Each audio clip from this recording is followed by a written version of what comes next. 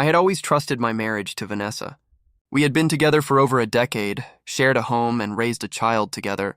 From the outside, everything seemed perfect. But over the past month, subtle signs began to unsettle me. Late nights, secretive phone calls, vague explanations about her whereabouts. I tried to dismiss it as stress or work, but my instincts screamed that something was wrong. Then one evening, everything came crashing down. I discovered Vanessa with her affair partner. The audacity of it stunned me. She hadn't even tried to hide it fully anymore. But what truly shocked me was his demand. He had the nerve to confront me, insisting that I let her go so he could continue the affair freely. The sheer arrogance of the man enraged me, but I forced myself to remain calm. I knew that impulsive reactions would only give him the power he thought he had. I needed calculated revenge. I began by documenting everything. I collected photos, messages, emails, and videos that confirmed the affair and the confrontation. Every detail mattered: the threats, the brazen confidence, and the repeated deception.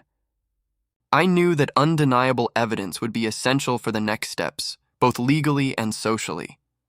Once I had everything, I filed for divorce. Custody arrangements for our child were prioritized to ensure stability and emotional security. Financial settlements reflected not only legal obligations, but also the emotional impact of Vanessa's betrayal. She had gambled with trust, family, and integrity, and lost completely.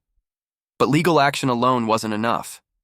I decided that the affair partner needed to face consequences as well. I exposed him to his friends, family, and where appropriate, his workplace.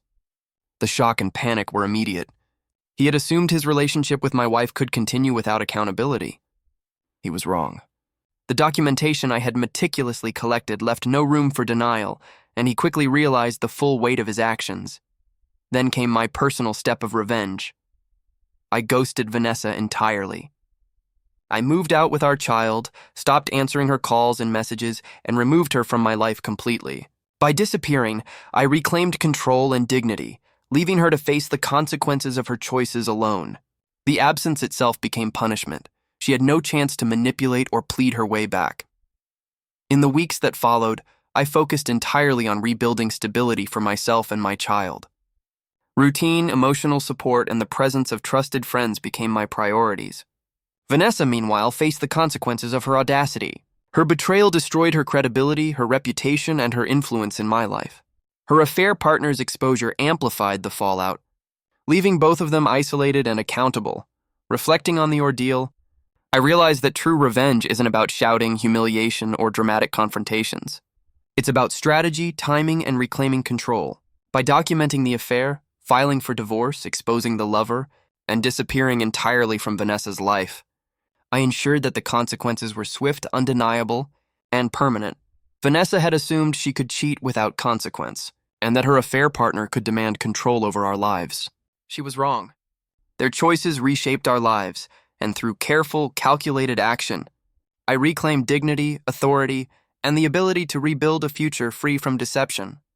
In the end, this story is one of betrayal, strategic revenge, and accountability. A cheating wife and her audacious lover believed they could act without consequences, but evidence, legal action, and personal withdrawal ensured justice was served. Vanessa and her lover gambled with trust and lost. The lesson is clear. Betrayal has consequences, and some actions cannot be forgiven or forgotten.